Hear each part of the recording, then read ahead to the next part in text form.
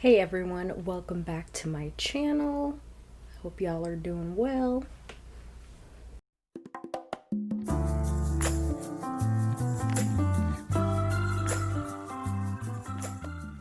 So today we're going to be doing my August wrap up. Read a lot of mostly good books, one absolutely terrible book, and a lot of manga. So the first two books that I read in the month of August was volumes 10 and 11 of Monthly Girls Nozaki-kun, which I've talked about this manga series in the previous wrap-up video. But yeah, I just read volumes 10 and 11.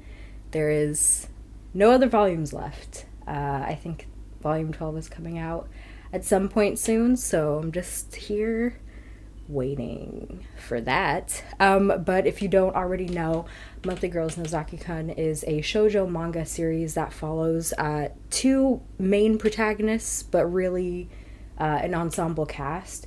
But it starts off with a teenage girl, Chio Sakura, who is attempting to confess her feelings to this boy at her school. And it turns out that he is a popular shoujo manga author under a pen name. He mistakenly thinks that she is saying she wants to work with him, not that she's in love with him. And then this whole series begins. It's really, like I mentioned, an ensemble cast. There are other students from this school who are also assistants of his.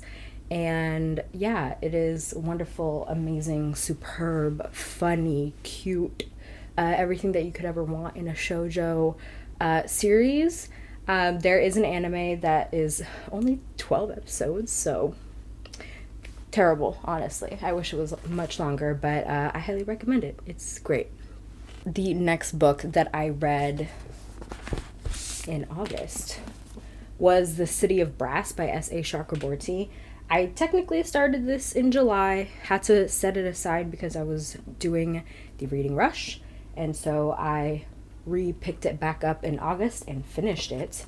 And yeah, I can see why it's hyped. I don't know that I'm necessarily hyped about it.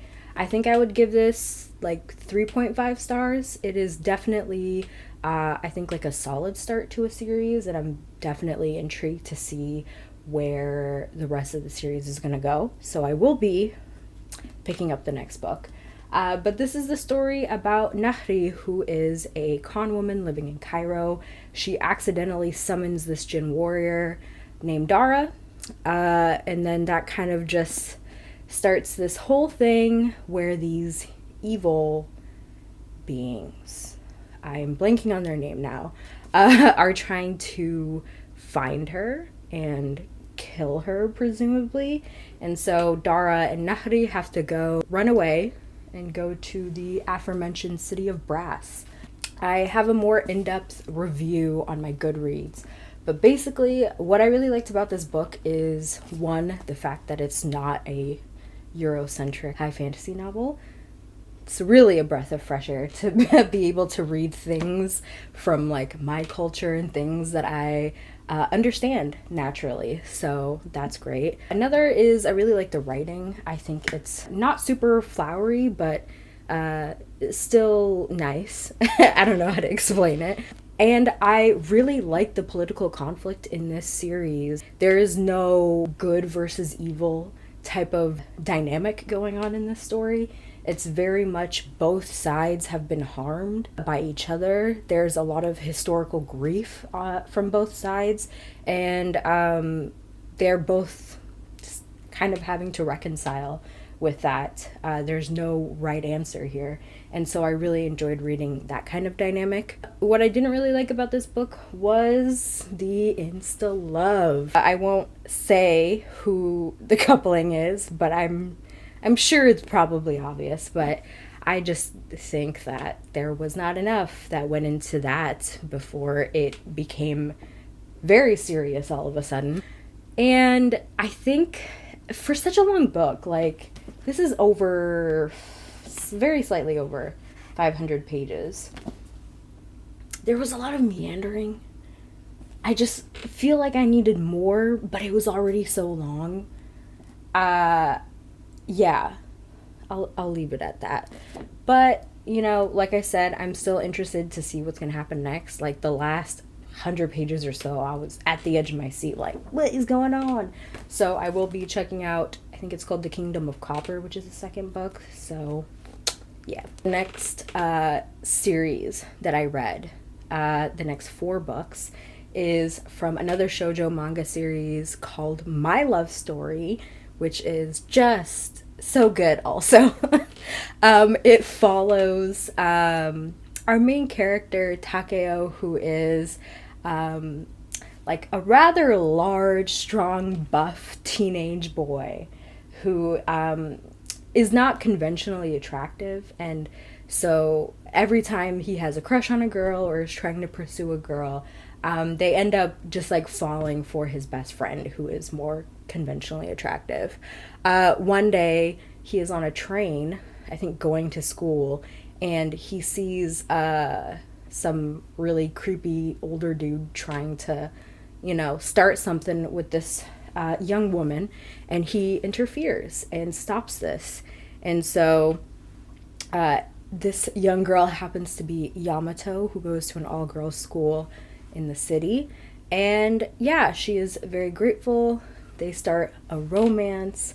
The romance is established pretty like early on, so the majority of the series is following the progression of their relationship and, you know, both being in a serious relationship for the first time and all of that dynamic. And it's just so good.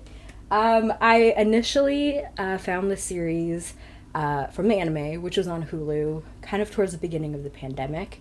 I watched it, and I think the majority of the manga is adapted into the anime, but there was the last 4 volumes of the manga that was never adapted, so I decided to pick that up in August. I read volumes, I think it's 10, 11, 12, and 13, and those 4 are not adapted. Well, half of 10 is still a part of the anime. But anyway, so good. Highly recommend. Again, everything I could ever want in a shoujo series. Check it out. The next 3 books that I read, it's really a series heavy month, I feel like, was the Reluctant Royals series by Alyssa Cole. The first one is A Princess in Theory. The next book is A Dupe by Default. And the third one is A Princess on Paper. And this is a romance series, an adult romance. The first one follows Naledi, who is a grad student. She is living in New York City. She is poor and struggling, working like a ton of jobs. She's on that grind. And enter Prince Dabiso, who is the sole heir to a made-up country in Africa called the Solo. Hello, it is Editing Jamila. I just wanted to interject real quick because while I was reading A Princess in Theory, I definitely, for like half of the book, thought that the Solo was a real country in Africa, and that's because I was getting it confused with Lesotho, which is in fact a real country in Africa. And yeah, I just wanted to give you all that fun fact. And it turns out that Naledi is his long lost betrothed, and so drama ensues, humor ensues, romance ensues, you know what I'm saying? I won't go into each of the books because it follows different characters that are introduced in the first one. And I will say, I know there's a lot of like romance series where you can read any in the series without having read the others. I would say read this in order because I feel like you get some dynamics for some of the characters. They are so good. What can I say? You know, again, I feel like there's insta love, which just I hate. But you know what? It's cute. I suspend my disbelief when reading this, but it is so cute. And honestly, what I really like about this series is that each of the characters, like the romance pairings, like are their own people. Like, they have their own story. They kind of have like their own like mini arc going on. It's not just the romance, which, I mean, that is the focus, but I feel like in a lot of other books it's just they meet each other and then it's just instant love. That's all that we're talking about. Like, each character like kind of goes through their own mini arc, and it's really great. I think there's like a diverse array of characters in here. The next book that I read was Such a Fun Age by Kylie Reed. I read this for the Unfriendly Black Hotties book club. I unfortunately was not able to attend the live stream while it was happening because I have a bunch of evening classes this semester, and I hate it here, but it's not what we're talking about right now. This book was amazing. Okay, 5 million trillion stars. This was so good. I have a lot of tabs here. Let me tell you what this book is about. So this book follows two different POVs. The first being Amira, who is a 25/26-year-old Black woman living in Philadelphia. And the other POV is Alex Chamberlain, who is this, I think like mid-30s white woman also living in Philadelphia. She is a influencer. She's really giving me Rachel Hollis vibes, okay? Kind of like inspiring women, like white feminist type of influencer. So Amira is Alex's babysitter. And so the story begins when Amira is called by Alex on a weekend night to come and watch their 2-year-old daughter, Briar, because their house was like vandalized or something in the middle of the night, and they just needed to get Briar out of the house while they dealt with the police. And Amira was out partying with some friends as it was the weekend, so she comes and takes Briar to the grocery store. They're just, chilling for a little bit at this grocery store when a security guard comes and accuses her of stealing this baby. So that's really like the setup for this story. Alex is really trying to make things right. She never really paid attention to Amira before, like not truly. And so her point of view is so interesting. Like, I found myself just in general, like between both of their point of views, I was just like audibly reacting to things, just like going, interesting. Like, this very much was like a character study.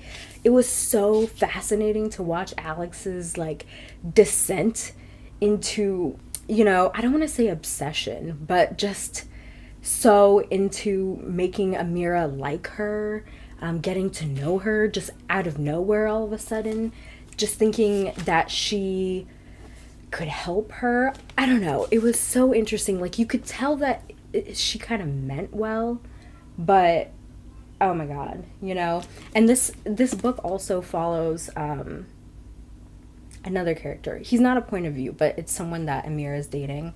And I think this book does a really good job of showing the two types of problematic white allies. You have Alex, who is this, I guess you could say, well-meaning white woman who's really trying to like insert her wisdom into Amira, thinking that she knows best, thinking that she knows how to help Amira without actually like viewing Amira as an individual person with her own like dreams and aspirations, and not knowing actually anything about her life or who she is, but just kind of having this weird idolization of her in her mind. And then you have the boyfriend, and he's just like fetishizing black women, like only dating black women, all of that stuff. It was so fascinating to read. And then Amira was also so interesting. Like, I found myself really identifying with her, obviously, as someone who is in her mid-20s, like, she's struggling to find a stable job so that she can get that health insurance. And I'm like, girl, I feel that. I really enjoyed that she wasn't so just like that rise and grind personality. She was just content with being. She just wanted to find something that she pleasantly enjoyed doing, where she is in a stable position and she's just gonna go about her life. She isn't like trying to like do all of these things. And it was just really like nice to read something like that. But at the same time, there was just some decisions that she was making. And I'm just like, what? I don't know. Okay, I'm gonna delve into spoilers at this point, so warning. You can skip ahead, you know, if you don't want to hear this. But there's this one point where Amira's at dinner with the dude that she's dating, and he like says the N-word in the context of telling a story where someone said it. She's having like this internal dialogue about how she should react to him having said the N-word. And then she goes, you know what? I'm gonna let you get away with that too. And I'm just like, sis, what are you doing? I don't get it. I don't know. There were certain parts where I feel like she was letting things go, right? With Alex and with the dude that she's dating and stuff like that, where I feel like I kind of understood. I don't know that I necessarily would have done the same thing in that situation, but I understood it. Because there have been points in my life where I've been in like professional settings or at work or, you know, just predominantly white spaces where I'll let things go just for my own sake because I don't want to deal with that and because I feel unsafe doing that. Sorry, my camera stopped recording. But yeah, there's just certain things that Amira let go or just didn't really think about while she was dating this dude. And I'm just like, I get it maybe in a professional setting, even then, but with someone that you're dating, I don't know. There was just decisions that she was making. I didn't really understand it, but it was so fascinating to read. I really think everyone should read this book, especially, honestly, white people, because it does a really good job of showing like just performative wokeness from like two different types, you know, fetishization and from thinking you know how to help marginalized people without taking their perspective or listening to what they have to say. So the next book that I read is a manga, the first volume of The Way of the House Husband. This was hilarious. It follows this dude, I forget his name, but he's like an ex-Yakuza like boss. And not only that, he was like well known in the Yakuza community, I guess, if you want to call it that, organizations, called the Immortal Dragon, where one night he just like beat up like 5 different like rival organizations by himself. And so he retires. He's married to a career woman, and so he is wanting to support her, so he is a house husband. And it's the first volume. I'm guessing the rest of the volumes are going to be like this, but it's short. Each chapter is like kind of just like its own small story. It isn't really like plot based or like has a linear story or anything, but it's like kind of little like vignettes from his life, and it is so funny. It is so funny. I have the next 2 volumes checked out for my library, so I'm gonna probably read those in September. But yeah, I highly recommend. It was hilarious and also cute. So the next book that I read was Midnight Sun, and I have a whole vlog up and review about my thoughts on this book.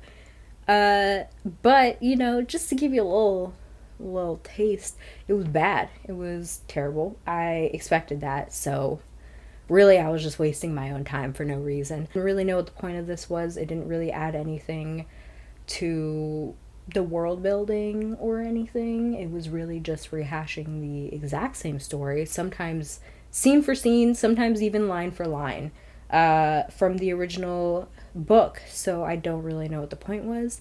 And Edward is a trifling ass bitch, okay? So that's how I feel about that. The next book that I read was Mirage by Sumaya Daud. This was a reread for me. I read this 2 years ago, around the time where it first came out. A Court of Lions, the sequel, came out in August. And so I was rereading this so that I could read that, which I did. And yeah, I enjoyed this reread. I think that I would maybe bump it down half a star. I initially gave it 4 stars. I think it's closer to a 3.5 stars upon rereading it. There were 2 things that kind of really bothered me about this book, for which I am bumping it down half a star. And that's the insta-love, and it's twofold. The first is with her main romance. It's cute. I'm not gonna lie. I kind of let it go. I let it go, especially in the second book. They really pine for each other in a way that just love it. But they like each other very fast, and I think that's partially because they're both kidnapped, both hostages, both in very precarious situations, and I think that kind of just heightens emotions. So I kind of get that, and so that's why I let it go. Plus, they're really cute together. The other insta-love, though, and this is where I'm going to give a spoiler warning, so there's that, is with Meram, who is the princess, for which Amani is a double for. I realize that I haven't talked about what this book is about, but essentially Amani is a living in this moon called Cadiz. She is Kushela, which is one of the indigenous tribes in this world. So she gets kidnapped by the king, by the royal people who have colonized this world, the Vath, because she's the spitting image of the princess Meram, and because there is a rebel insurrection, I suppose you could say, happening. Meram is in kind of dangerous circumstances, so whenever she goes to any public events, Amani is used as a body double in case someone tries to kill her. So obviously Amani is kidnapped, she's a hostage, she is tortured, like a lot of bad things happen. And while not a lot of it is because of Meram does do some cruel ass shit to her.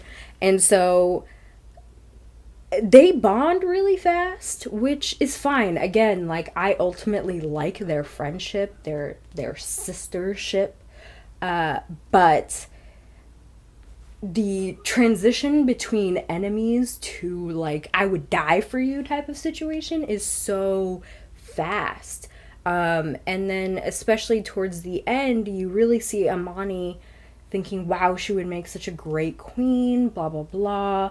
And that's where it loses me, because sure, like, I could buy into that, but the work hasn't been done for me to get why Amani made this sudden shift in perspective. So there's that.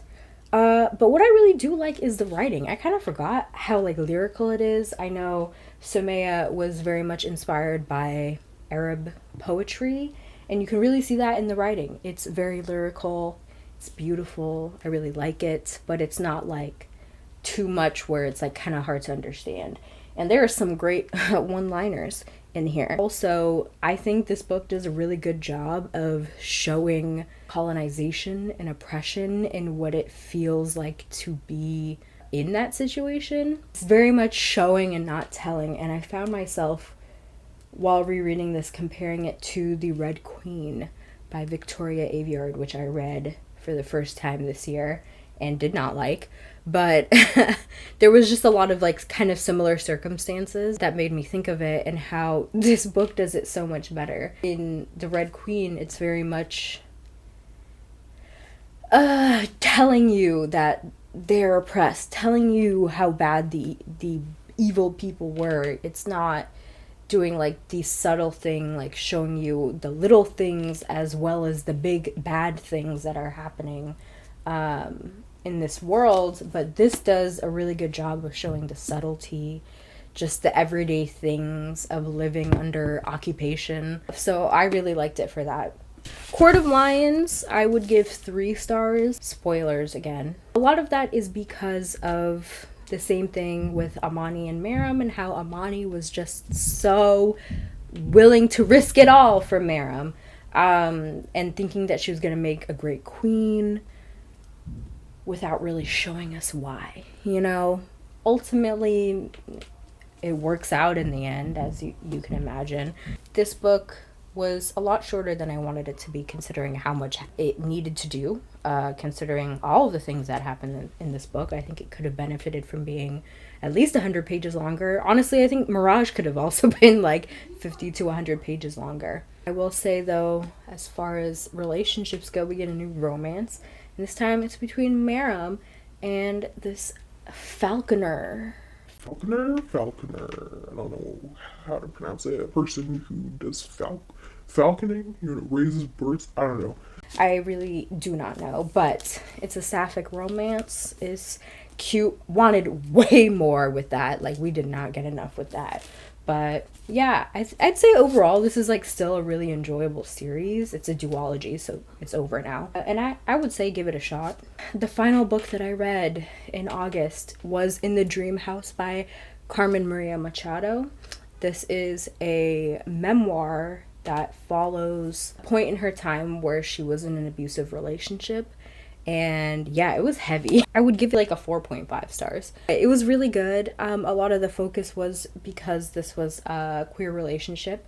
Carmen was talking about how abuse isn't really talked about in queer relationships, how people don't think it's the same as being in a, like a heterosexual relationship, which it does have its own dynamics, but she brings up different like cases and stuff that happen with abusive relationships that have like gone to criminal court and stuff, and how people just really reacted to them very weirdly. But yeah, it was really good. I thought the writing was so great. Also, it was very sad to read. Yeah, I am not talking about this very well, but I read this because it was the first pick in the Reading Coven book club, which I will link down below.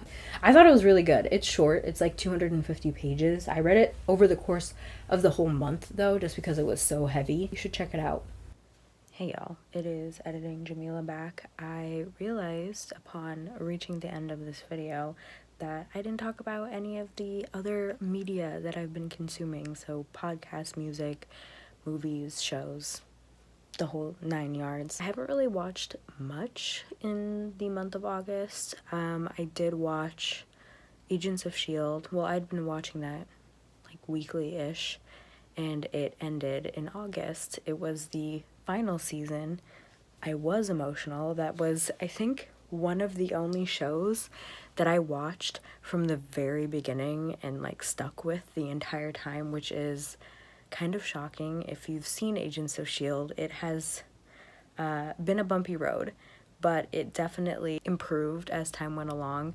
And yeah, I'm not really sure how I feel about the ending. Like, I was emotional because like I always cry at everything, but it was interesting. I was liking the direction the show was going, and then it went in an opposite direction, so there's that. But overall, I think it like wrapped up like alright. Like, it could have been worse, but it also could have been better. Other things that I watched. Oh, I watched the first season of Attack on Titan. This was a rewatch for me. It had been a very long time since I first saw it. It was actually back when it was first airing, like 7 years ago. So it was really fun to rewatch that. I forgot how good it was. I saw on Twitter that the final season of Attack on Titan was going to be airing soon. So I thought, I don't want to have FOMO, so I thought I'd catch up so that I can watch season 4 with everyone else and chat about it. Other than that, I've had just like a couple of shows that I like watch week to week, so Fruits Basket and God of High School. I'm still attempting Fire Force. I'm almost done with it. I don't know why I'm just dragging my heels on it right now, but yeah, I watched like a couple episodes of that in August, and I'm hoping that I will finally get this over with. so that I can do this review that I talked about in, I think, my July wrap up. But anyways, that is all, folks. I didn't really watch any movies. I haven't really been listening to a lot of new music, but I did want to shout out one podcast. I have been kind of catching up with the Sad Boys podcast, which is Jarvis Johnson's podcast. He's a commentary YouTuber, and he has a podcast with his friend Jordan. It's pretty funny, so check it out, you know. But yeah, that's pretty much it. Bye.